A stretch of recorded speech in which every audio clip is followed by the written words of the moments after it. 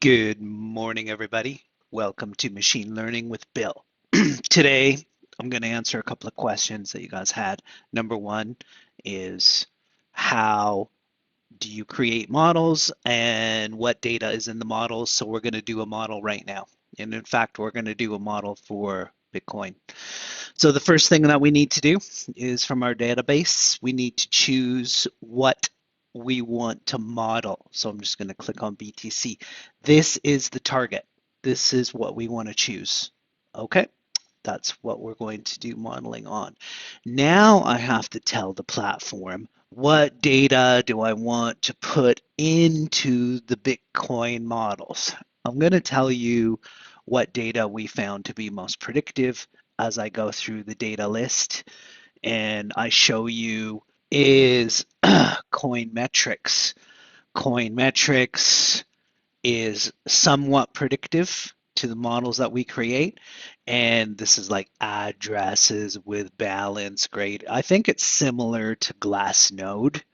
There's 1,136 data sets here for every coin. So every coin here, ADA, for example, addresses with a balance greater than 100K, addresses with a balance greater than a million. This kind of data. Let's put all of this into the model, 1,136 data sets. Okay, coin metrics. Mobility. How are people moving around the world? There has been some speculation that, people are trapped at home, they can't really move around, so they're in front of their computers, and this is why crypto is rallying, and this has an effect on crypto, or this is why crypto has these big volatility moves. We have this data from Apple and Google tracking every person around the world. Are they staying at home? Are they on a plane? Are they in their car? What are they doing? Let's put all of this data in the model as well. Obviously, inside the model, we want to have the top cryptocurrency prices. So there's 623 cryptos here that we have, all the big ones, of course. Let's put all of this in the model too. Now, futures and indices and things of that nature, commodity prices, there could be an argument. There's some correlation with indices. I don't think I'm going to put all the futures in here, but I definitely think that I am going to put in some indices. Definitely, there is some correlation. So here are global indices, and there is correlation to crypto because of all the hedge fund activity. So I'm going to put all the indices in as well. We also want to put in some other really great data. And this is, there's Glassnode. I'm going to choose Glassnode and Coin Metrics. I think are very, very similar, but there's 196 data sets that we have for BTC from Glassnode. I'm going to put all of those in here too. Technical analysis. We definitely want that. There's 143 indicators here. Let's put all of that in as well. And here we go. Lunar Crush. Lunar Crush data. We have found Lunar Crush, which measures social sentiment. They gather 1.7 million posts a day. We take data from Lunar Crush and put it in the models as well. This data has been very predictive, but it's also enormous in size. So processing Lunar Crush can be extremely lengthy and difficult. So I'm just going to maybe take the top 10. We have Bitcoin and ETH and ADA and BNB and UST and Solana and DOT. Those are all the big ones. I'm sure there's some more. Oh, Chainlink, let's get that. Litecoin, yes, we want that too. Let me just click on those. So this is really high quality data from a machine learning point of view. Highly recommend Lunar Crush. Okay, did I forget anything? Let me take a look. Um,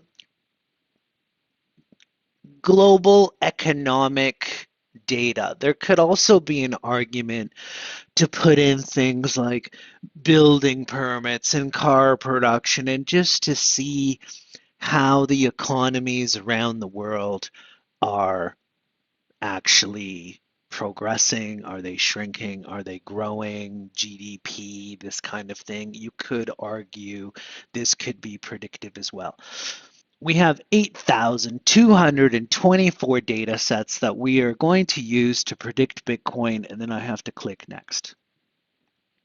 So now I have to tell the platform how many days ahead do I want to predict Bitcoin. So I can put in any value that I want here. I'm just going to leave it on 10.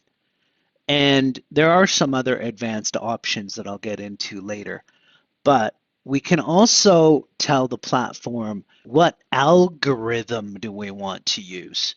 Cat Boost, XGB, XTR, SVR, SVM. However, we do have one that we call Hype, which has all of those algorithms inside. So the platform will test all those algorithms and present to us the one that it found to be the best. Once I'm happy, I'm going to hit next and I'm going to hit create. And then what's going to happen is the platform is going to bring together all of this data and it's going to show us what algorithm did it select, what settings did it select, what data did it find to be the most predictive. Once this model finishes in a couple of days, I'll come back and we'll review this one together and we'll see what it says. And we'll go from there. This will be a future video. So that's the data that's inside the Bitcoin models. I hope that that answers some of your questions. I wanted to move on to another subject now where I want to speak to you about intraday modeling, which has been a very big request from our users. Right now, we have some real, and we're using Bitcoin intraday to do our intraday modeling. This model that you're looking at is Bitcoin hourly. Each bar is 1 hour. The histogram is what did machine learning tell you to do in the past. So this is the history of the machine learning signals.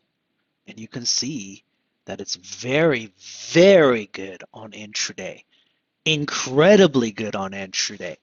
Every hour, the models update with the latest information, prices, sentiment, all the coin metrics data, all the Lunar Crush data, all the sentiment data, all the technical analysis. Everything is updated hourly. And this model runs every hour to produce a prediction curve. It's telling us that in the next hour, prices are going to go up to 43,660. You can see here that it did catch this little up candle here, caught all of this down move. And so we have this running now live, and we are going to be releasing it to you guys, I would say in another week, probably maybe 10 days would be another, would be a dashboard that you guys can take a look at. And I think this is really exciting and really great because then now we can do intraday modeling on other asset classes as well, which I know will make a lot of you guys really happy. I think for now, that's all I'm going to say in this video.